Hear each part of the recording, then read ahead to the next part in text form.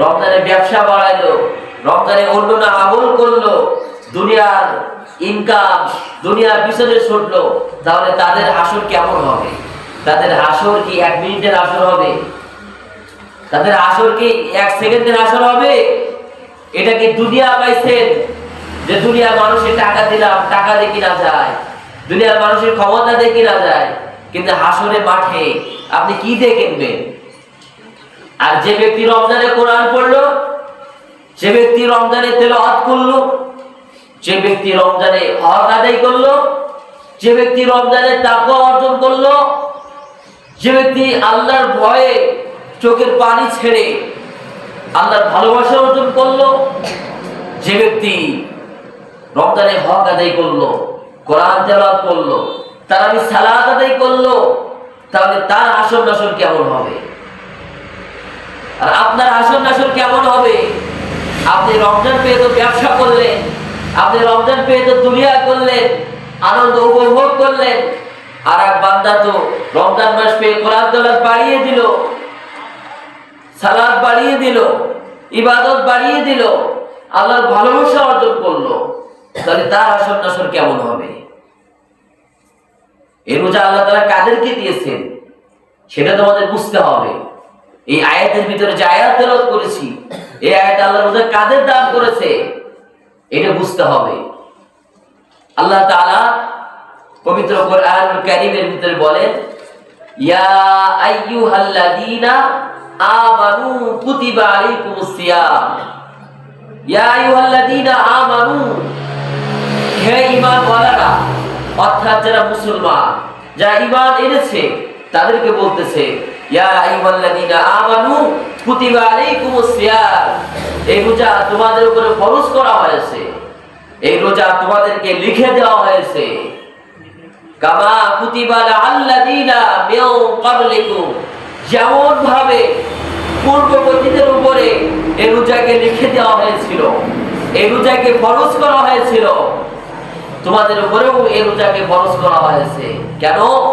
লাআল্লাকুম তাত্তাকুন, যেন তোমরা মুত্তাকি হতে পারো, যেন তোমরা তাকওয়া অর্জন করতে পারো, যেন তোমরা আল্লাহর প্রিয় বান্দা হতে পারো।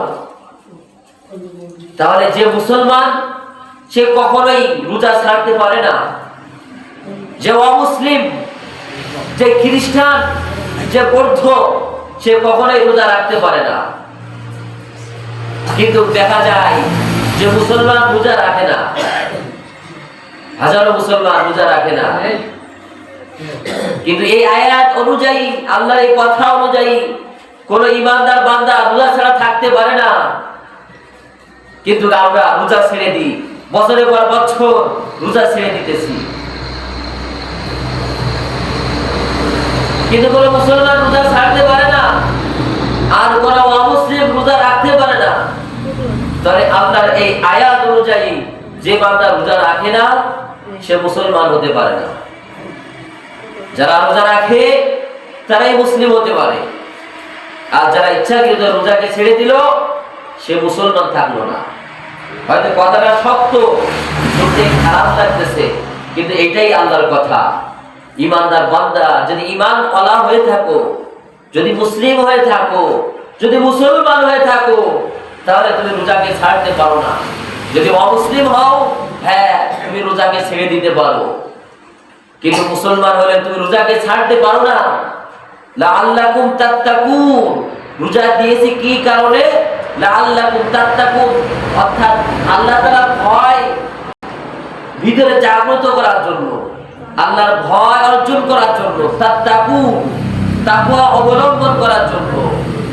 তাকওয়া অর্জন করা মানে যে আল্লাহ তাআলার ভয়ে, জাহান্নামের ভয়ে, দুনিয়ার সমস্ত গুনাহ থেকে বিরত থাকা, সমস্ত অন্যায় কাজ থেকে নিজেকে পবিত্র করা, সমস্ত পাপাচার থেকে নিজেকে হেফাজত করা, সমস্ত অন্যায় থেকে নিজেকে পবিত্র করা।